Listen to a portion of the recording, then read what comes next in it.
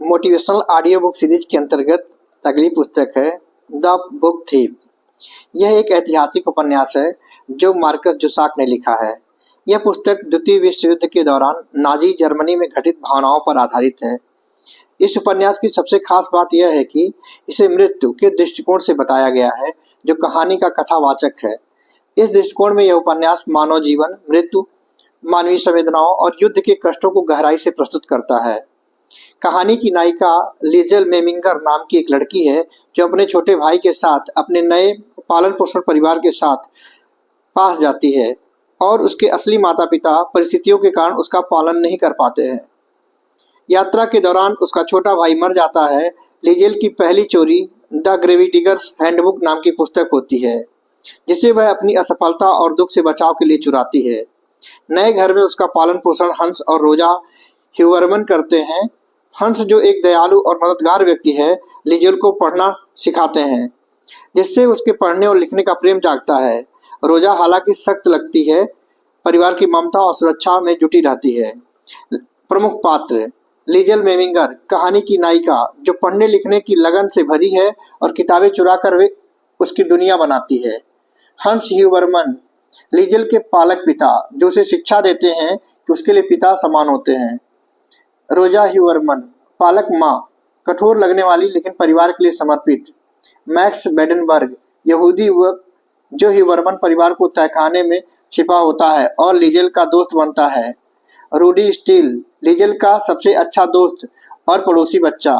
मृत्यु, उपन्यास का कथावाचक जो अपने दृष्टिकोण को पूरी कहानी बयां करता है। शब्दों की शक्ति, पुस्तक में शब्दों का विशेष महत्व है। लिजेल के लिए किताबें न केवल ज्ञान का स्रोत हैं, बल्कि वे उसके दुखों और कष्टों से लड़ने का हथियार भी। शब्दों के माध्यम से वह अपनी भावनाओं को व्यक्त करती है और अपना साहस बढ़ाती है।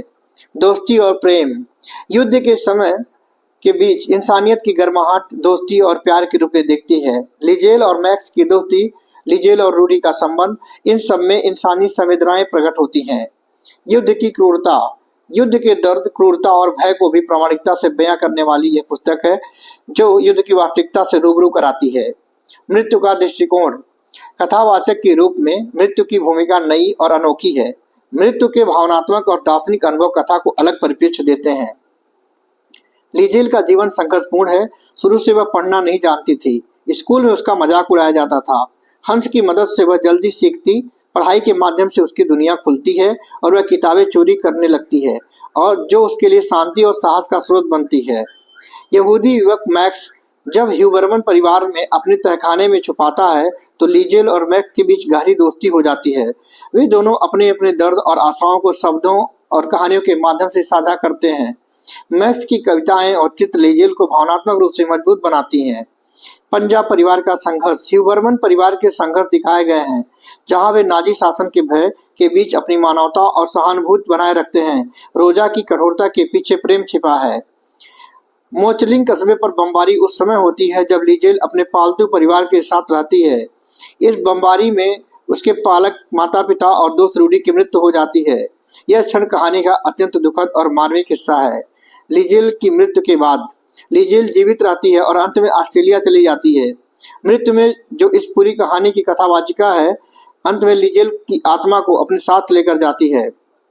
द बुक थीव में लेखक ने युद्ध की भयावहता के बीच मानवीय संवेदनाओं, शब्दों की शक्ति और जीवन की अनमोल्यता को बखूबी प्रस्तुत किया है। यह उपन्यास प्रेम, मानवता और सहानुभूति का संदेश देता है। द बुक थीव सिर्फ एक कहानी नहीं, बल्कि शब्दों, मानवीय भावनाओं और मृत्यु के बीच जीवन के अर्थ की खोज है। यह उपन्यास युद्ध के बर्बर युग में भी आशा और इंसानियत की चमक को दर्शाता है। लिजेल की कहानी पाठकों को यह सिखाती है कि विपत्तियों के बावजूद शब्द और ज्ञान से हम अपने जीवन को संवार सकते हैं। धन्यवाद।